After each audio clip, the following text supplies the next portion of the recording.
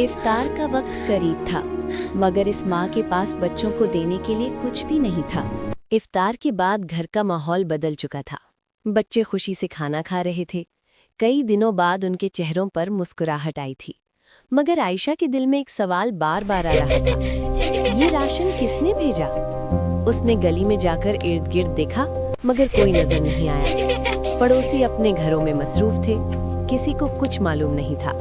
रात को बच्चों के सोने के बाद आयशा ने वो पर्ची दोबारा उठाई जो राशन के साथ मिली थी। उस पर सिर्फ इतना लिखा था, रमज़ान में किसी की दुआ खाली नहीं जाती। आयशा देर तक सोचती रही। उसे याद आया, चंद दिन पहले एक बूढ़ी औरत उसके दरवाजे पर मदद मांगने आई थी। उस वक्त घर में कुछ ज्यादा तो नहीं था, मगर आयशा ने आधी रोटी उसे दे दी थी। तब उसने सोचा भी नहीं था कि वो छोटी सी मदद कभी वापस आएगी। अगली सुबह फजर के बाद दरवाजे पर फिर दस्तक हुई। आयशा ने दरवाज़ा खोला तो सामने मस्जिद के इमाम साहब खड़े थे। उन्होंने मुस्कुराकर कहा, बहन, कल रात किसी नेक इंसान ने मस्जिद में आकर कहा कि इस मोहल्ले में एक बेवा माँ है, उसकी मदद ज़रूर करना। आयशा हैरान रह गई।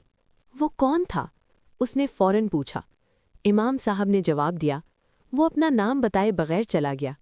आयशा की आंखों से आंसू बहने लगे। उसे एहसास हुआ, शायद अल्लाह किसी इंसान को जरिया बना देता है, मगर असल मदद हमेशा ऊपर से आती है। उस दिन उसे यकीन हो गया कि सदका कभी ज़ाया नहीं जाता। अगर आप जानना चाहते हैं कि वो अनजान मददगार कौन था, तो अभी चैनल को सब्सक्राइब करें, क्योंकि रमज़ान की ये कहानी अभी ख़त्म नहीं हुई।